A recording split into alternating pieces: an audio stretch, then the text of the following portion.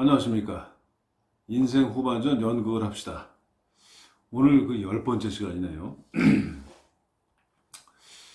요즘 코로나 때문에 참 여러 가지로 조심스럽고, 제가 아침에 등산할 때도 누가 기침을 하면 괜히 경계하고 그런 분위기가 막 조성되는 거, 건강을 위해서 오는 등산에서 서로 막 경계하고 두려워하고 뭐 이러는 모습들을 보면서 아이 참 빨리 좀 끝났으면 좋겠다.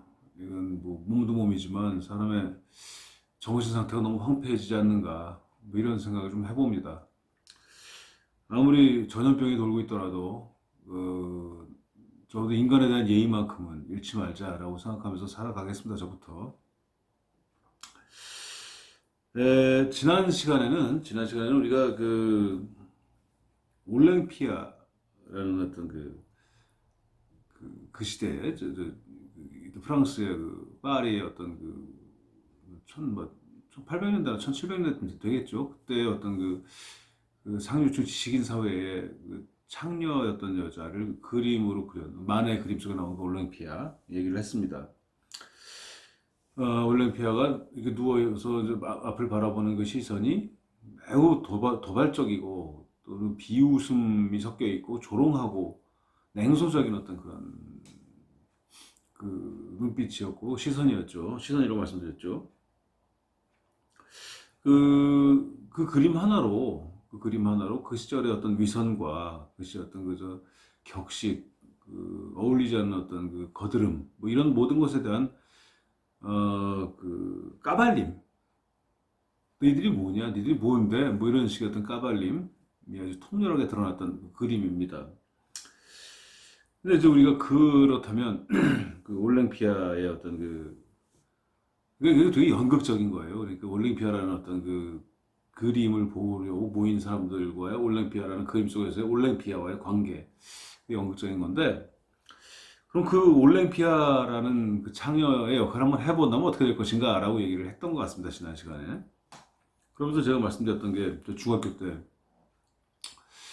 서울역 그때도 있었나요? 대우 빌딩이 하여튼 그 빌딩이 있고 거기서 이제 고개를 넘어가면 남대문 시장인 바로 그 양동이라고 하는 동네에 그때 이제 집창촌이었어요. 그래서 창녀분들이 많으셨는데 그분들이 저를 잡아서 놀다 가라고 해서 제가 아유, 죄송합니다. 돈이 없습니다. 죄송합니다. 이래서 그분들이 아마 돈이 없는 건 알겠는데 죄송하고 뭐냐 이렇게 말씀하셨다는 말씀 드렸죠. 어, 그러니까 어떤 그 캐릭터를 연기함에 있어서 그 캐릭터가 가지고 있는 여러 가지 조건들이 있는데 그 중에서 겉껍데기에 불과한 것들 있지 않습니까? 뭐 선입견이라든가 아니면 직업이라든가 무슨 뭐 이 사람은 뭐 나이라든가 뭐 우리가 항용 그 편의상 규정하기 좋아하는 것들 그런 것들만 가지고 그 인물을 만들어내고 구축해 버릇하면 안 된다 이런 말씀 드리고 싶어서 그 얘기를 말씀드렸습니다. 그래서 그러면 아까 서울역에서 만난 그 창녀는 우리가 익히 알고 있느냐 아니라 우리가 선입견 속에서 재단하고 규정하고 있는 창녀와는 아주 다른 매우 보편적이고 그럴 법하고 그리고 아주 일반적인 여인이었고 근데 그분이 그냥 몸을 파는 거였던 거죠. 그래서 그러면 제가 드린 말씀 가지고 이제 한번 올랭피아를 한번 연기를 이 현대에 있어서 한번 연기를 좀 해보겠다라고 해서 어떤 대본이 나왔다고 치죠. 그래서 그 대본은 뭐냐면 올랭피아가 뭐 자기 어떤 그 작업을 하고 있는 작업이라기보다는 무슨 어떤 예컨대 하여튼 뭐 손님을 받는 그 방 혹은 집에 이렇게 해서 있고 이제 침대에 있는데 침대에 있기 전에 거기를 찾아온 어떤 올랭피아랑 뭐 하룻밤 우무지락을 나누기 위해서 온 어떤 지식인 남자와 얘기를 하고 있는 장면이다. 그 장면을 한번 그 만들어 본다. 올림피아의 연기를 한번 구축해 보겠다라는 어떤 상황이라고 생각을 하죠. 그럼 우선 어떻게 해야 되겠습니까? 과연 올랭피아가 그런 어떤 지식인 사회, 상류층 사회의 남자들과 어울리는 여자가 될 때까지는 어떤 삶의 어떤 편린들이 있을까? 이걸 한번 찾아보는 거죠. 올랭피아는 어렸을 때 어디서 태어났고, 이게 아까 그 전에 말씀드렸던 전사입니다. 그 올랭피아가 사실은 뭐 귀족의 딸이었는데, 이게 상상하는 거죠. 그 역을 맡은 그분이. 올랭피아 역을 맡은 배우가. 귀족의 딸이었는데, 이 올랭피아가, 한 4, 5세 되는 어떤 어린 나이, 또 청소년 나이대에, 그 아버지의 친구인, 여러 상류층 사회, 또 귀족들, 또 어떤 지식인들이 모인 어떤 이렇게 홀 같은 데서 같이 어울리다가, 근데 올랭피아를 아버지가 이제 소개를 시킬 거 아니에요. 그래서 올랭피아가 소개를 했는데, 그 중에 아버지의 친구 중에 아주 나쁜 놈이 하나 있어가지고 올랭피아를 범했다, 몰래. 범하고도 그 나쁜 놈은 그 이후에 계속 뻔질나게 올랭피아의 집을 찾아왔고, 올랭피아에게 뜬모를 미소를 던지고 자꾸 원하고. 근데 그런 놈이 한 놈이 아니었다. 올랭피아가 너무 예쁘니까. 그래서 어렸을 때부터 아버지의 친구들인 상류층 사회 귀족들이나 지식인 남자들에게 몸을 유린당한 올랭피아가 어느 순간에 그 집을 뛰쳐나와서 복수의 칼날을 갈면서 어떤 화류계로 뛰어들었다. 그래서 장녀가 됐다.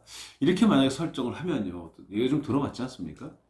그래서 올랭피아는 이 지식인 사회나 상류 사회 남자들의 어떤 뭐랄까 위선과 어떤 폭력성과 그 어떤 아무것도 없음, 텅 빈 것, 그리고 한심함, 그리고 그것을 처바르는 겉에 어떤 구질구질한 체면들, 이걸 잘 알고 있는 상황인 거고, 그래서 올랭피아라는 연기를 하기 위해서 그런 것들, 그런 전사가 구축됐다면, 자, 다시 처음으로 돌아와서 이제 실제로 연기하는 장면입니다. 올랭피아는 앉아있고, 어떤 찾아온 남자가, 그래서, 네가 우리 콧대가 세다며? 딱 얘기하면 올랭피아가, 그 남자를 쳐다보면서, 내가 콧대가 센 거하고 당신하고 무슨 상관이야? 뭐 하러 왔지? 뭐 이렇게 얘기를 하는 대사를 하는 상황이 있다고 치죠. 그러면 그 대사를 할 때 괜히 내가 콧대가 센 거하고 당신하고 무슨 상관이야? 이렇게 화를 내거나 또는 내 콧대가 센 거하고 당신 무슨 이러면서 경계를 하거나 이런 게 아닌 이미 그들의 위선과 그들의 어떤 거짓 체면에 대해서 아주 훤히 알고 있는 올랭피아의 입장에서 한마디로 얘기해서 찾아온 남자보다 한 수 위인 올랭피아가 할 법한 대사, 이게 만들어지겠죠. 이런 겁니다. 뭐 되게 쉽게 말씀드렸는데 쉽지 않겠지만, 하여튼 올랭피아라는 사람의 전사를 어떻게든 구축하면 그러면 이 현실의 어떤 연기 속에서 그 무대에서 아주 분명하고 아주 구체적이고 좀 심층적인 어떤 캐릭터, 성격을 드러내는데 아주 도움이 된다, 이런 말씀을 드리겠습니다.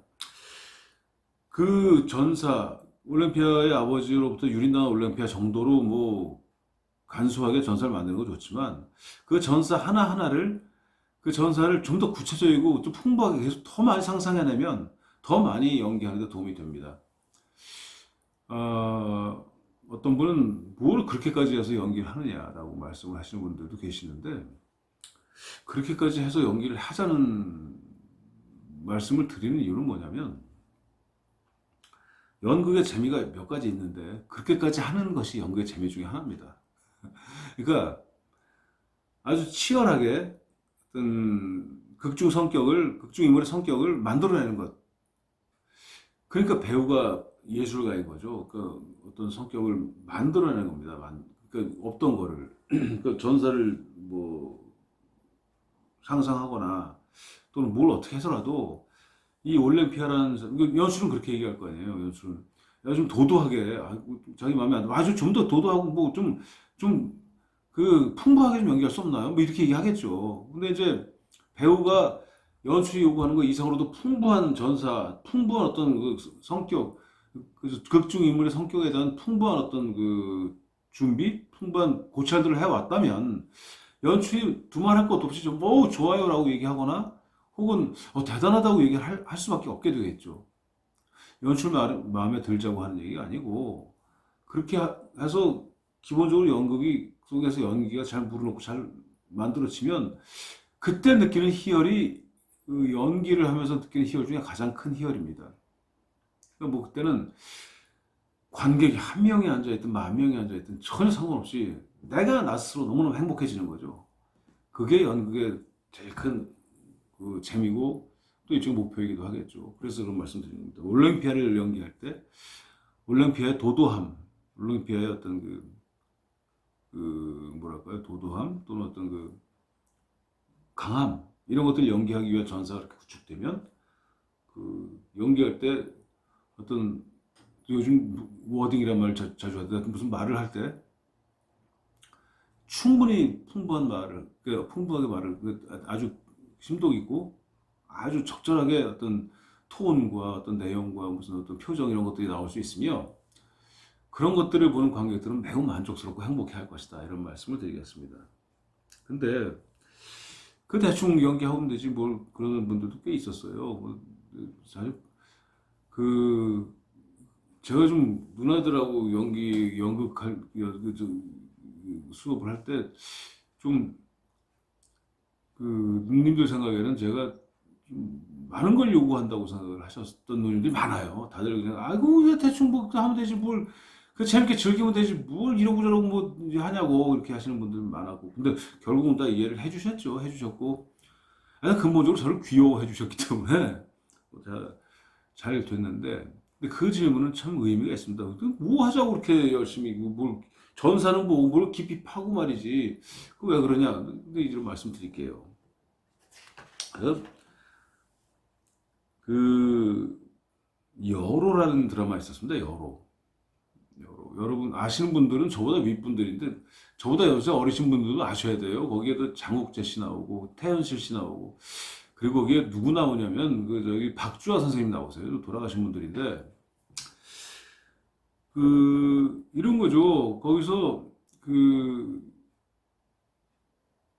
태연실 씨는 여기 점 있는 아주 정말 고고하고 지고지순한 아름다움을 갖춘 배우입니다. 그 시절에도 태연실 그런 배우예요.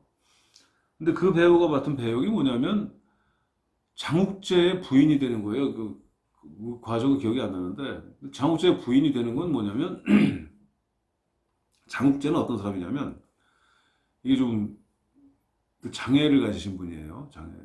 요즘 말로 하면 이제 뇌기능 장애죠. 뇌기능 장애. 그래서 좀 제가 흉내를 낼 수 있는 거 택기 섹시야를 섹시하라고 또 택기야 그러면서 이제 제기차기를 하는데 제기를 차기를 못하고 제기를 땅 차는 다음에 계속 똑같은 발로 한 바퀴 돌면서 차는 그 유명한 학교에서 애들 다 따라했던 그런 어떤 액션을 만든 그런 분입니다.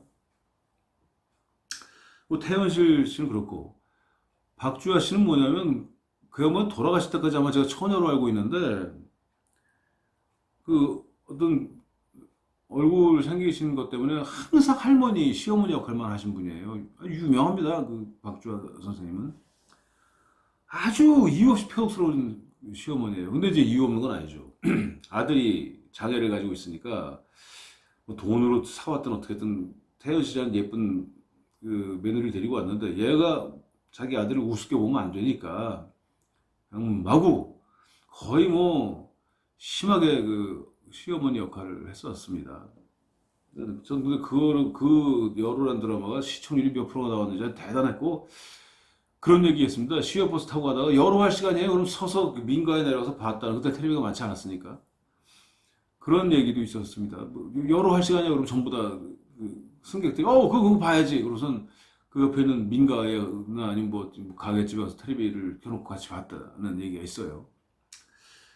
자, 근데 이거 한번 생각해 보죠. 그럼 그때 그 여로를 국민들이 이렇게 좋아했던 이유는 그게 어떤 사실성이나 그게 완결성이 좋아서 그렇게 좋아했던 건가요? 그건 아니겠죠. 어, 뭐랄까, 박주아 저 나쁜 놈의 시어머니 어떻게 되나. 장욱재 한마디로 얘기해서 태연 씨를 제 불쌍해 너무. 이 정서예요. 근데 그 시절에는 대개 며느리가 다 불쌍했어요. 그죠? 대개 며느리가. 그리고 그 시절에는 대개 시어머니가 자기는 아무리 잘한다고 생각해도 시집살이를 시킬 수밖에 없었죠. 왜? 대개 같이 살았으니까. 같이 사는데 어떻게 시집살이가 아닐 수가 있습니까? 시어머니가 시어머니가 며느라 너 좀 자라 그래도 그 잠이 옵니까? 그래서 그 착한 며느리의 시집살이라는 어떤 테마는 피할 수 없는. 그러니까 딴 연기에 공감한 게 아니라 연기가 이루어지고 있는 그 상황에 공감해서 그래서 뭐 2년 전년 저 새끼 하면서만 모여서 보는 거예요. 마치 김일 선생님 나오시는 그 프로레슬링 김일 천규덕 뭐 이런 사람이 있었습니다. 그때 옛날에 장 누구지? 그 양반 뭐 이런 사람들이 장영철 이런 양반들이 모여서 막 1세대 저기 레슬링 선수들이죠 프로레슬링. 근데 막뭐 아닌 거 빤히 알면서도 뭐 피가 나고 피는 진짜 아닌 거니까 피가 나고 그러면 막 흥분하면서 저 안토니오 이노키 김이라고 싸웠을 때 죽여버려 뭐 이런 어떤 뭐랄까 그좀그 군중심리라고 할까요? 그런 거죠. 여로를 본 것도 그런 걸 거고. 저는 그럼 물론 뭐 여로를 좋아하시는 분들 저도 좋아했어요. 저도 어렸을 때부터 뭐 뭔지도 모르고 어린 놈이 코를 질질 흘리면서 봤는데 드라마나 뭐 영화나 마찬가지고 연극 역시 그런 걸 만들 수 있어요. 만들 수 있고 뭐 우리나라 좋은 나라 너 우리들 뭐 불쌍한 며느리 만들 수 있는데 궁극적으로 그걸 만드는 이 배우들은 말입니다. 그 역할을 명 받았을 때 역할을 받았을 때 그 역할을 적어도 인간이라 측면에서 해석해내야 된다고 생각을 합니다. 박주화 선생님이 잘못하신 게 아니고 그분이 그때 요구되었던 그런 악한 시어머니. 저는 박주화 선생님이 혼자 앉아가지고 고민하거나 시어머니로서 이전에 한 여인으로서 힘들어하거나 어렸을 때 봤으니까 좀 모르겠지만 그런 걸 본 적이 없고 저 시어머니로서만 기능합니다. 거기서 태연실 씨도 역시 뭐 자기 어떤 꿈과 희망이 무엇이었고 자기는 사회적으로 어떤 관계를 맺고 싶으며 그리고 남편에게 뭘 요구하고 싶고 이런 게 별로 드러나지 않고 그저 구박받는 며느리 코드로 가요. 그냥 며느리예요. 장욱재 씨는 말할 것도 없습니다. 그냥 뭐 그러니까 기본적으로 뇌기능 장애로 설정이 됐겠죠. 그렇다면 거기는 인간 세 명이 모인 게 아니고 표독한 시어머니라는 어떤 다소 과장된 캐릭터와 불쌍한 며느리라는 또 과장된 캐릭터 그리고 뇌기능 장애의 남편이라는 과장된 캐릭터 셋이 모여서 뭘 만들어가고 있는 거죠. 그게 좋은지 나쁜지는 모르겠습니다. 그러나 그것은 백성들에게 그게 꿈을 줄 수 있는지 뭔지 모르겠지만 연극은 뭐 꿈을 꿀 수 있어야 되거든요. 꿈을 꾸는 게 뭔가가 강요된 그런 어떤 시츄에이션을 가지고 꿈을 꾸면 안 된다고 생각을 합니다.